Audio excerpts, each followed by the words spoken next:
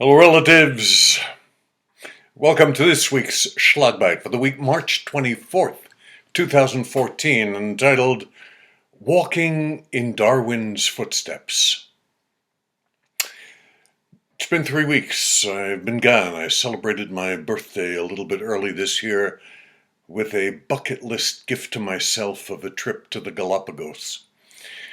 I've often dreamed about walking in Darwin's footsteps and to explore that exotic place that launched our understanding of our evolution as a species. So, the Galapagos are a World Heritage Site, and it's extraordinarily well maintained by the Galapagos National Park Service. But it's not the barren volcanic landscape that Darwin landed on in 1835. The archipelago is now a verdant equatorial paradise. Lots of new plants have been introduced, and bananas and grapes and melons and new insects, even Norwegian rats, and lots of domestic animals. There's a major airport here, and the port town of Puerto Ayora is a bustling tourist mecca with 12,000 residents. It's also the home of the Charles Darwin Research Center, who, by the way, I think would roll over in his grave if he saw the nightly appearance of the Disneyland-like trolley that carries tourists through the streets. Whatever the changes, though, the birds and animals that bring people to this equatorial paradise are still well preserved. Birds and sea lions, iguanas, tortoises have no fear of humans. You can get close enough to almost touch them. And the protected waters, they teem with marine life, and I surely wanted to see that too. I'm a scuba diver and have been for over 30 years, and entranced by undersea life in the waters of the Caribbean and the South China Sea and Thailand, the Great Barrier Reef.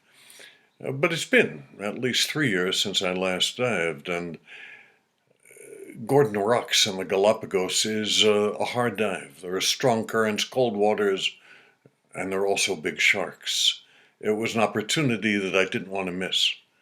I went out on a large schooner, and it rolled in the choppy waters. I'm not a good sailor anyway, so I got a little wobbly. And on the deck, we changed into our full-body wetsuits. A process that left me short of breath, sweating, and having to ask for help to zip it up. By the time I climbed down into the inflatable Zodiac, which would take us to the exact dive site, I sat down in it and got strapped up, and I found I couldn't reach down far enough to put my fins on. And I'm sitting there thinking, for the first moments, maybe I bit off more than I could chew, and I'm getting old to be doing this. But when I finally rolled over backwards into the water and the sea opened herself up to me, I was again in a world transformed. Millions of schooling fish, and then suddenly out of the darkness, 2 hammerhead sharks cruised by not more than a couple arm lengths away. My heart was pounding, and I was breathing real fast. In this awesome place, I felt Darwin's amazing discovery in a very personal way. Everything in nature is in a chronic state of transformation. And those who survive are not the fittest. They are the most adaptable. I'm not as fit as I once was, and I will adapt to my growing limitations. Shallower dives, warmer waters, learning to let go. That's the task. Life is about the experiences we've had, not the things that we hang on to. Have a great week. Thinking about you with joy, sending my blessings.